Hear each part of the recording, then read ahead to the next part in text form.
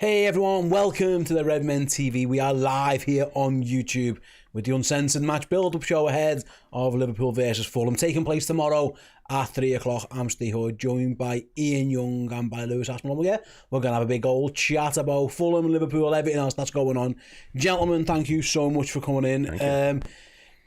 It's mad, because I'll start with you, Lou. Like, it's mad where we are now in the season. Every game is just a massive game. Like, Liverpool versus Fulham should just be a game. But because how well Liverpool have done, and fair credit to Fulham, how well they've done recently, it's just another huge game. It feels like every game at this moment in time in the league is just not so much pressure, but those 3 points are vital, because we've got the gap. It's still there. Other teams are floundering a little bit.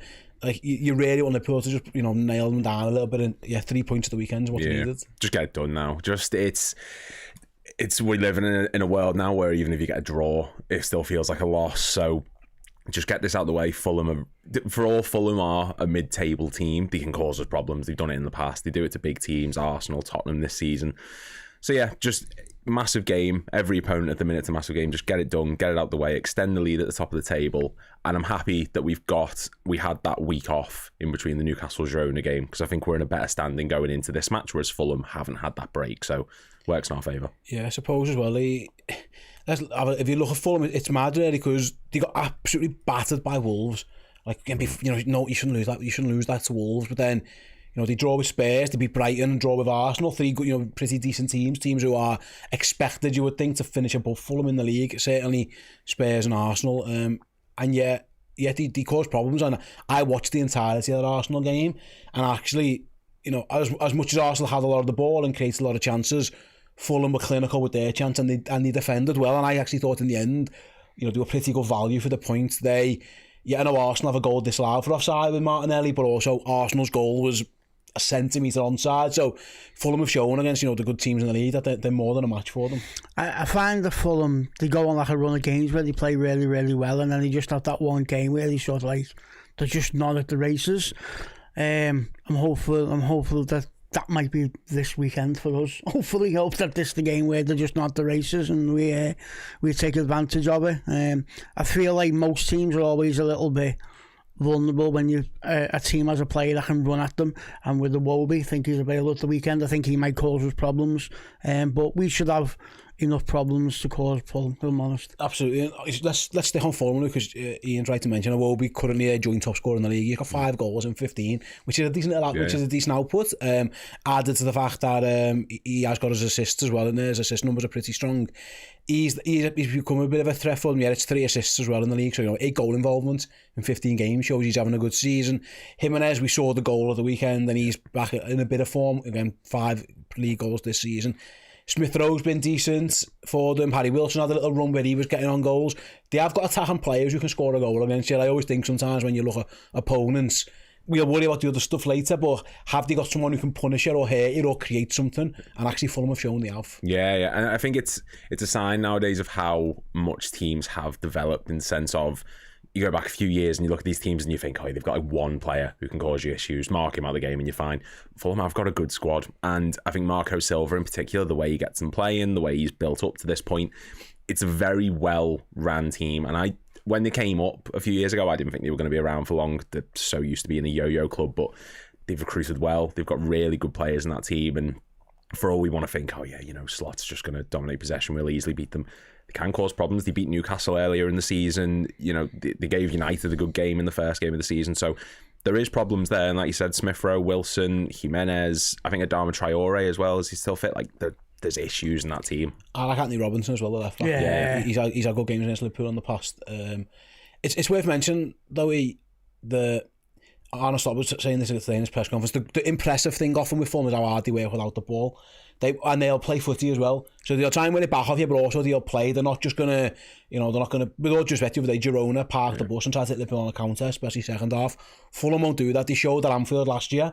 Liverpool had to pull out a pretty remarkable comeback.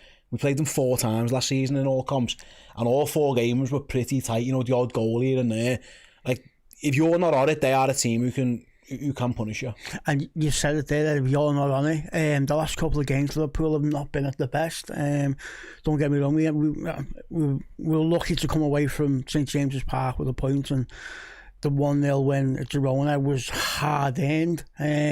So we need to get back on it now. Hopefully that was our little dip before Christmas, and we need to be back on it, especially against this Fulham team. Yeah, I like Smith Rowe as well, Lewis. Like he's made an impact out. He leaves Arsenal because I understand that he's struggling for game time. Arsenal have got a lot of good midfielders. I think actually he could be doing a job for them, if I'm honest as well now. But he's added that little bit of quality as well in midfield. They've always had, I thought, even last season, lads who work hard. I think Harrison Reed's a good player, Tom Kearney. They're both injured or suspended for this one. But Smith Rowe's, I think he's just that little level above. I think he's got that extra bit of quality. He can beat a man, he can score a goal. I think you can already see 15 games in, like he's had an impact on Fulham. Yeah, and you've got to give him credit for the fact that they lost João Palhinha as well. And he was a massive player for them. Yeah. And they've not missed a beat. They've actually, if anything, they look better this season having lost him. So, yeah, I think Smith Rowe's been an integral part of that. We saw flashes of it at Arsenal. He's really, really talented player in and around the England setup as well. So he's one of those shrewd signings, like we touched on, like Harry Wilson and Iwobi. Even no one thought he was going to do this when he left for Everton and then beyond. So, yeah, I think Smith Rowe is probably the key danger man for them in terms of they're going to try and outplay us in midfield, I think, and Wilson is probably going to be one of the key components of that. But it's not as easy as just mark him out when they've got other talented players that they do. Yeah, you're right, mate. Again, I'm a big fan of Smith Rowe. I think he's a good player. The flip side for Fulham at this moment in time, and they have got a couple of issues. I mentioned before, Kearney suspended. He got that red card against Tottenham after scoring. Harrison Reed, I think, again, is a good player. He's been out injured for a while and continues to be out injured. They've got issues at centre-back. That's the biggest problem Fulham have got this weekend. Obviously, Anderson injured. I think Marco Silva spoke yesterday saying he's probably not this week. You're looking more towards next week. And I think he's a good player. He's caused Liverpool issues for Palace in the past that he got down and sent off, of course. But also, I was... And I don't, sorry to the Fulham fans watching, no disrespect here, but I thought he was actually going to leave Palace to go to like a Champions League club or at least a Europa League club. Yeah. He's a good player. They missed him a little bit against Arsenal. I understand, like I said before, Arsenal did create quite a lot of chances and they just about defended well, but I think you can still see they'll miss Anderson. He's a big miss. And Calvin Bassey's now suspended, so they're effectively down to third and fourth choice as centre-back. And you know what, as a Liverpool team, we should be thinking about more, what can we do? Not what are they going to do to us, but when you look at their team and they've got two centre-backs missing, you've got to go and start on the front foot. For me, I know we like to control possession, but we need to be testing them from the first minute as far as I'm concerned. If you've got third and fourth choice centre-backs playing, you need to test them and get them panicking and get them turned round and just get fighting. Darwin's going to start, and because I would imagine, because Jota's not quite right yet, so I'll just get Darwin running right down around, causing chaos in there. Yeah, Issa Diop knows the Premier League. I think he started a few games to start the season, Lou, and then he was out the team. He was off the bench. He's come back in. In terms of who else is going to be in there with him, it's probably going to be Cuenca. I think I've pronounced him. He come off the bench the other day, so yet they are down to four. Again, they're not obviously decent players, but if you're Liverpool, you are, and if you're Fulham more, you probably, that is something you're worried about. If Liverpool's third and fourth choice defenders are Gomez and Kwanzaa, you'd be okay with it, but you wouldn't be as confident without the big guns. So that is something that Liverpool, you would hope, can try and take advantage of. Yeah, and I think when we played Newcastle, they had that same sort of the weak at the back, we can get at them here, and that's what they did. And I agree. I think that's at a back line that's weakened like it is, we need to hit them straight away. We need to go for it. I understand that's maybe not the same ruthless approach that we're used to as in the past, but yeah, against Fulham, we just need to get it in early. We just need to really have a go of it as early as we can, and we might not get this opportunity again in terms of playing teams with this weakened back line. From now on, everyone might get fit, everyone might be absolutely fine, so we just need to get the 3 points from it, go at that back line and just have a real go of it. There's no point sitting back, I don't think, at the beginning. No, absolutely. It's interesting because our manager Ian, had a bit of a go at the players after Girona and was like, you can't, he paraphrased it as like, you've got to press. If you're going to press properly. We pressed Man City, we pressed Real Madrid, you have to press Girona. You've got to give them respect. I think you can put Fulham in the same bracket. If you give Fulham time and space, they have got players on the ball who can beat a man, can pick a pass. Like I say, Robinson is assists this season already. He's on 4 assists from left back. They got Traore, they got Iwobi, they got Smith Rowe. They have got players who can hit if you give them time and space. I wonder if the manager half had that in his mind when he had to go at them after Girona. I was like, I know Fulham are next, and they're going to be a similar team, really. Obviously, not Champions League level team, but they're a team who, if you give them an inch, they'll take it. it felt like a nice time for the managers to like a little bit of a rocker up the arse or some of the lads. Yeah, definitely where we've not got McAllister this weekend, because McAllister is like the engine room for that. Yeah. So we're going to have a change there in midfield as well.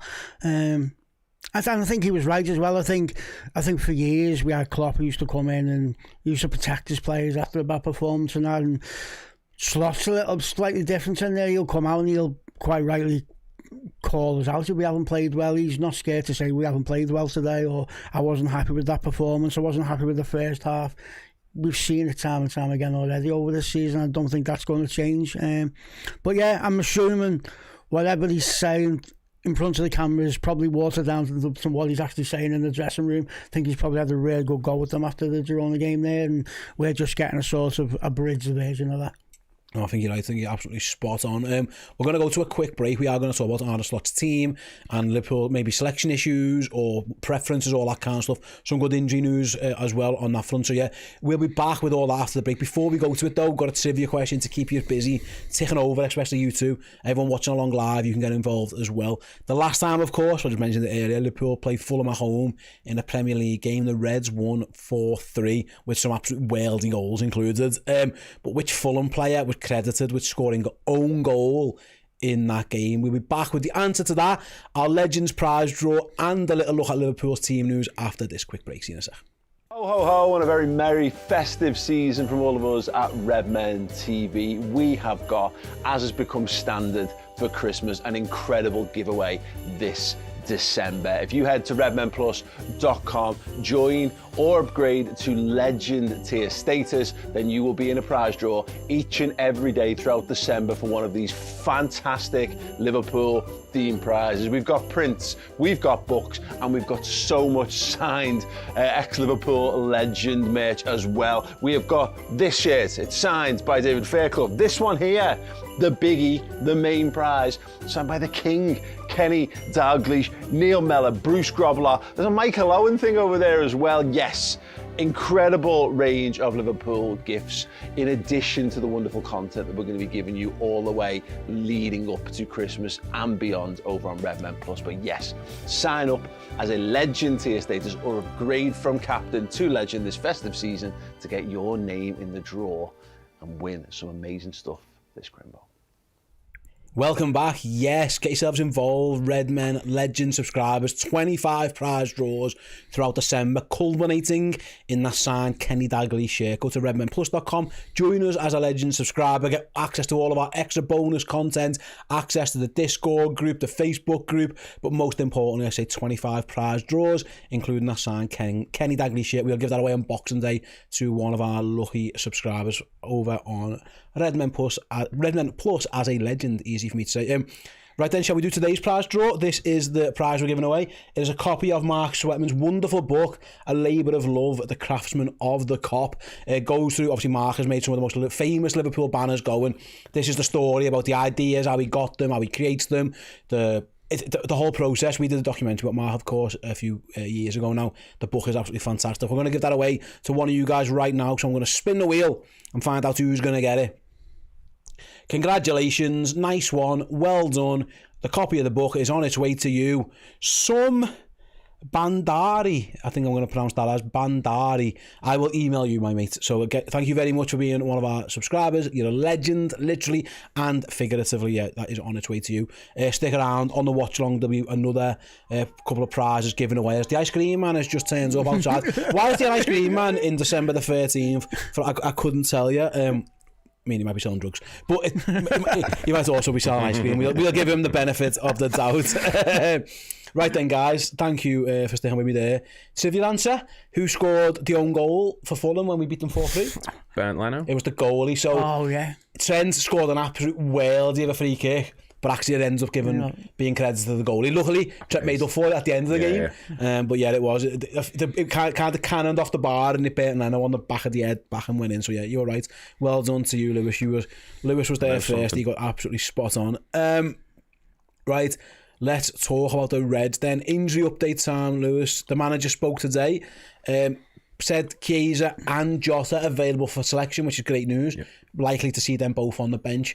Ian touched upon it before. Alexis McAllister still suspended. Obviously, the derby not taking place means Alexis has missed this one as well. So yeah, Liverpool team news then.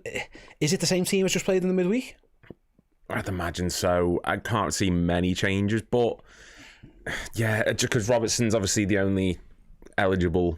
I was going to say eligible bachelor, then only eligible player at left back. I think he's married. But like, yeah, so, you know, yeah, I can't see much changes to the back line, which is because we don't have the options. And I don't see much rotation in the front because while we have got the options, like you said, he's not going to risk it, especially against the Fulham team that's very aggressive off the ball. I can't see him trying to get these players on who are going to press. So Chiesa and Jota, I can't see much for them. I can't see much change. Yeah, supposedly you think the back four will stay the same and the goalkeeper obviously will stay the same. Thank you, Alisson Becker, being back. You're the best. Midfield, he could play Elliott, but I don't think he's going to do that. I think he's going to do the same with no McAllister. The question is really what he does up front. He's got 4 options, you think, to start. I don't think either Jota or Chiesa are viable options to start. Chiesa might not even be involved in the squad. The manager said he's going to decide that today. My thinking is if he's going to bring Jota on off the bench, that probably means Núñez starts. Because there's always a world, of course, where he can play Gakpo left, Diaz up front. But then he's got his 2 centre-forwards on the bench. I don't know. The logic probably dictates to go Diaz in terms of form. I would say Gakpo, Diaz, Salah is probably the most informed one, but I don't know. Would he have 2 centre forwards on the bench? I don't know. I think because of the way Fulham play and how aggressive they are, I think Núñez is probably because of his work rate. I mean, always come for some criticism the last week or two, but his work rate is undeniable. But the manager said today, didn't he? Yeah. And I think he was probably pointing to the fact that he'd probably start. I think the most interesting point is who actually gets picked for the bench, because we've now actually got a bench now that doesn't necessarily pick itself anymore, because you've got the likes of Jota and Chiesa coming in. Because let's be honest, the easiest job was putting what was left on the bench the last few weeks. Yeah, I think the manager said that it'll depend on numbers, Lou. The issue he's got, of course, like Liverpool had goalies on the bench recently, a couple of goalies. They've had young players, and it doesn't look like Arne Slot's ever had any interest in bringing, James McConnell on in midweek or Train Yarn. He just hasn't been able to find a way to do it. Nalo's had a go on the bench. He might still have to be there because Liverpool need defensive options because they still without the 3 defenders, but. Yeah, it will be interesting to see if he can manage to get both Jota and Chiesa not only on the bench. If you can get some minutes into them, fantastic. Jota's return could be huge. If you can get 20 minutes out of him, because I think we all anticipate this might be a tight game. Like 20 minutes of Diogo Jota at the end will give everyone a boost. Yeah, and I think we're desperately in need of it. Like, it's not a slander thing. It's not giving him shit or anything. Núñez at the minute. Yeah, his work rate's fantastic, but we need a goal scorer. Yeah. And we can't just be relying on Salah and Diaz and Gakpo to be doing everything. He's in an integral part of the pitch. He's there to score goals. I think Jota's return is only going to boost the side. And to be honest, I think it's a testament of how good we've been that we've had this weekend bench. We have had Núñez, who's not been in form, and we're still top of everything, and we're still in all competitions. It really is incredible. The only one that's sort of, and I think it might be a bit harsh, and it's sort of pinballing a little bit, is there a world possibly where Kelleher does start? Only because I'm thinking Alisson is number 1, but obviously he's just come back for his first game in Girona, and it wasn't like he was quiet. He was happy. He was I think Kelleher will play Southampton, won't he? I think Alisson will probably. I mean, I'd be shocked. And given how good he was as well, I think Liverpool will be keen. The thing that we got a comment here actually from Florian, who says Fulham might sit and counter, which means space in our front third will be at a premium, and that is where Núñez struggles. I'm not sure Fulham ever particularly go low block. Yeah. But Arsenal were able to pin them back a little bit, and so that's the difference. I don't think they're going to intentionally try and be deep. It's whether Liverpool can force them in. And the comment is right. In that situation, I think we saw a little bit against Girona. Darwin Núñez isn't a link-up centre-forward in terms of around. Where Darwin does his best link-up work actually is on the halfway line. Right. He's ready. He can take the ball and lay it off there. I think when it gets around the box, you might want a Diaz. I mean, there's no law that says he can't play all 3 of them. It makes your subs a little bit more challenging, I think, if you play Gakpo, Diaz and Salah from the start. But I see the logic. Lucho, if space is going to be a premium, getting him in and around the box, like where he kind of won the penalty from the other day, it does make sense. Yeah, and Lucho's very, very good at that. He's another player. It's similar to Jota. He doesn't get a lot of credit for it as Lucho. He finds space with it, isn't he? At the end, in them little pockets round about the area, which is when you've got someone like Fulham who are combative in that. you're looking for someone who can find a pocket of space. So maybe you could go with them, and then it just means that your options in the second half are going to be vastly different for me. You can't ever see a world, Lou, where he's got Jota and Núñez on the pitch at the same time. No. And therefore, if they're both your sub options, that only kind of works if you're only going to play one of them, and if Chiesa is fit. That's kind of how the logic works. Yeah. You know, it's difficult to find a way where you can. And listen, it doesn't matter. He wants to win the game. He can do whatever he wants. But it's hard. It's trying to fit the puzzle pieces in. It kind of makes sense for him to go Núñez, Gakpo or Diaz or Salah, and then he's got the two options on the bench then as well. Yeah, definitely. And I think he's, with the Núñez thing, I think he wants him deeper. There's no debate about, like, his average position is he's like at the halfway line. And I think there's something that's like, he's switched play 6 times already this season, and he only did that the whole of last season, that same amount of time. So he wants someone who's going to come deep and distribute it. Jota in that situation is better. He's better at doing that. I think that's just his natural role. So you can't have both of them in the same team, because he wants them both to do the same thing, and neither of them are particularly great out wide. They are both better through the middle. So if one of them's on, the other one, there's not a chance the other one's on that team as well. I suppose, I think it's worth mentioning, we are big Diogo Jota fans, but like, he wasn't exactly pulling up trees either before he went out. You know what I mean? Like, I think it was 2 goals as well. Like, it wasn't that much difference really from Jota in the league. He obviously he gets a couple against West Ham in the cup as well, but it wasn't like Diogo Jota was firing on all cylinders. You know what I mean? Everyone remembers that Palace game, Liverpool win 1-0 because of Jota. He misses 2 proper sitters in that game. Like, he gets the first goal of the season against Ipswich with what you'd call like a good Jota goal. But yeah, we're all, you know, everyone's going, yeah, Núñez, bin him off, get Jota back in, he'll be the solution. Like, again, I think he's the better player, I'll be honest, if I have to choose and Arne Slot said the same basically by picking by picking Jota every week. But Diogo wasn't exactly like firing on all cylinders either. No, and the thing with Jota is I think if Jota and Núñez aren't both performing, I think they're both like where they were this season, I think Núñez offers you more on the pitch, because I think Jota can go 90 minutes without doing anything but pop up with a goal. Núñez doesn't do that. That's the difference between them. Jota's more likely to get you a goal. Yeah. And that's always going to win the fans over, because we need goals. It's your job, yeah, we need goals. I think once Josh is ready to go, he'll be undoubtedly he'll be the number 9, figuratively. But he wasn't, and for me, Jota wasn't affecting games as much either before he got injured. I think I tweeted a couple of times where like Jota's having one of them games where you don't even know he's on the pitch. It was happening quite a few times before he got injured. Jota also, though, he has this ability that when he's been out for a while, when he comes back, he doesn't necessarily need time to bed in. He normally hits the ground running as soon as he comes in, which, let's be honest, with Christmas coming up, the Christmas timetable, we absolutely need. Yeah, Liverpool are going to need their options. So we think goalie back 4 midfield picks itself. Salah's going to play. We all think Darwin's going to start. I think he's going to start. Yeah, I'd imagine so. Then the only option is what's he going to do on the left. I think he will probably go... Gakpo. Gakpo was at the physicality, I think. Yeah, and also I think Diaz. I think they got the switch in between them. Yeah. But again, I think we'd be happy with both of them. Is there a world possibly where Diaz starts in the middle, or do you think? I think he might. But it's, again, just given that what I said before, it's a difficult balance to strike. But I think if Liverpool picking their best 11 of who's available to play 90 minutes now, that would be the team.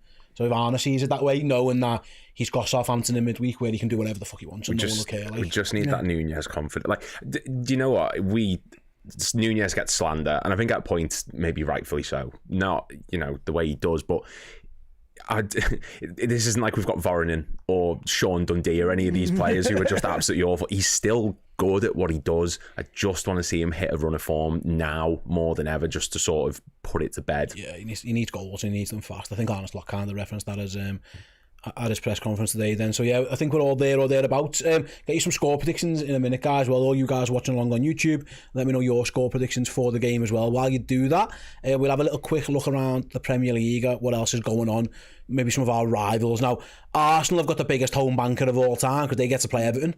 So don't expect anything from that. I think it's fair to say we all expect an Arsenal Comfortable Arsenal win there. Anyway, you've got no hopes in Everton, have you? Surely. They're fucking rubbish. 4-0 Arsenal. Everton are rubbish. In my mind, I was like, they drew with them like last season, but no, still, it's like 4-0, something daft like that. City on Sunday then host Man United in the derby. About two teams who are not at their best. City 1 win in 10. I mean, it's weird because even the best Man City sides at times struggled in the derby. Not always, obviously, but like you look, even like the FA Cup final recently, and the United have always punched above their weight a little bit. That's mad saying that, the fucking Man United. Yeah. But in terms of quality level, they've actually been able to bridge that gap. I bet you Pep isn't exactly delighted that it's Man United next on the schedule. Again, they're rubbish, but City can't buy a win at the moment. If I'm Pep Guardiola, I'm just putting a big poster of Nana on the wall, just saying shoot. I mean, his sporting side did start this. Was they the first game in this 10-game awful streak? I mean, Amarim's got the advantage in a sense. So yeah, he did batter them. Yeah, it was interesting. Like I say, Man United, I think if they could. The issue City have got a minute, they look like they've got no legs. Yeah. United just run around loads and just see if you can get something. But yeah, I wouldn't hold up. It was like our last season, wasn't it, when we had Fabinho and Henderson, and it was like, oof, this is painful, this, wasn't it? They're struggling. And then we've got to give Chelsea respect. They're currently second. They're definitely a challenge at this moment in time. They host Brentford. If this was at Brentford, I'd lots of hope, because Brentford had the best home team in the league, I think, and the worst away team in the league. Ironically, the only point they've got on the road was at Everton. with 10 men back to the aforementioned Everton a crap conversation. Chelsea are just flying at this moment. They've got a huge advantage either. If you look at the team that they put out yesterday, they've got two separate teams. I think Pedro Neto is probably the only realistic option of someone who played on Thursday, who might start really at the weekend. They're in such a good position with what they're able to do. They're fresh and they're firing, and they're scoring goals for fun.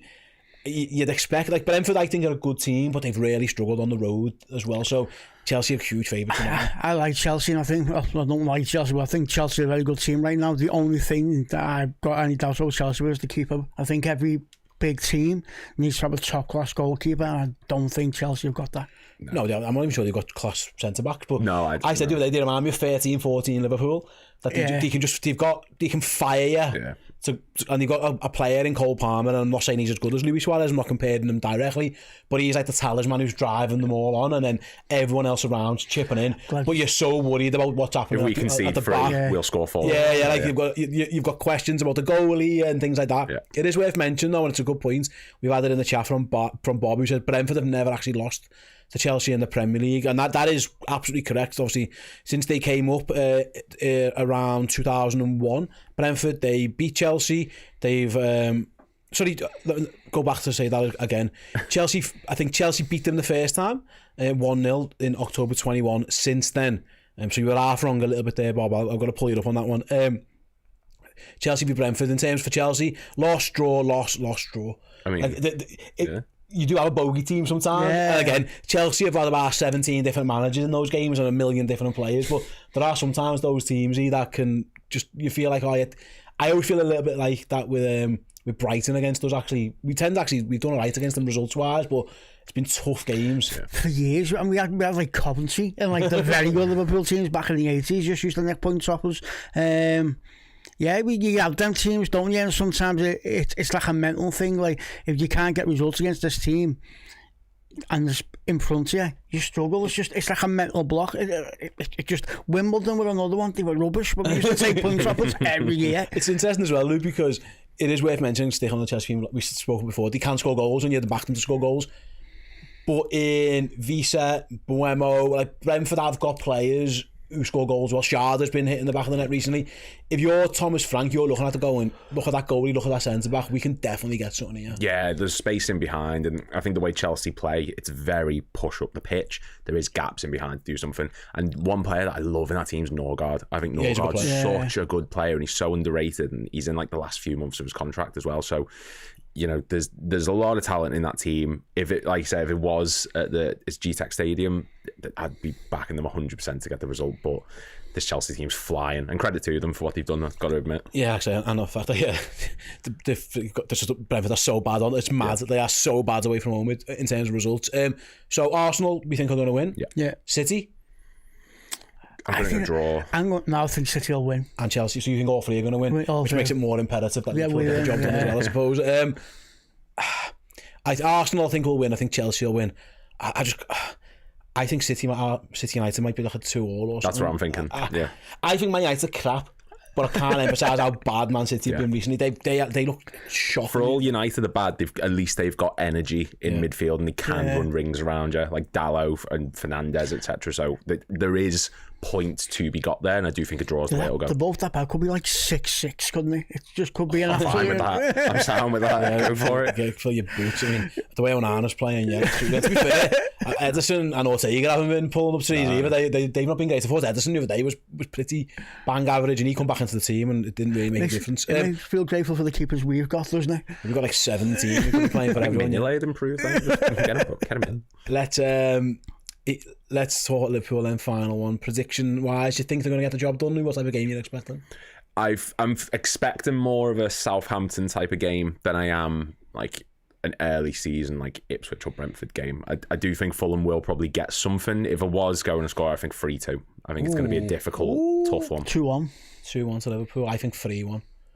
Yeah, I think I'm going to go 3-1 to Liverpool. I do think they'll win, but I think Fulham are a good team and they'll make it difficult. And like I say, the carryover of fixtures, I think the Derby break done Liverpool well are good, but it's still it's always relentless around this time of year where you know no game's an easy game, especially against a team with Fulham who are full of confidence.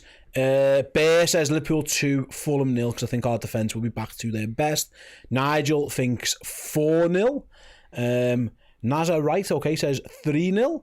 Bob going for 3-0 as well. Sexy Saturn, nice name, going for 4-0. Hertic, whose name I probably just butchered, has gone for 1-0. So yeah, lots of positivity. But yeah, there's lots of positivity, but fingers crossed Liverpool can get the job done. If you want more, of course, around the Fulham game, we'll be live tomorrow with our watch along Saturday afternoon live from around 20 to 2. Errol's in with Dan this week, and Jamie's in as well. Little day off for me once for a home game. So yeah, do get yourselves involved in that one. Go and check out the entire watch along live from 20 to 2 right till about an hour or so after the full time whistle. And like I mentioned it earlier on in the show as well, redmenplus.com for more content and that Legends prize draw as well. You've still got 12 more prizes to be won. So get yourselves involved in that one. Thanks for watching. Thanks for listening. Catch you all next time, everyone.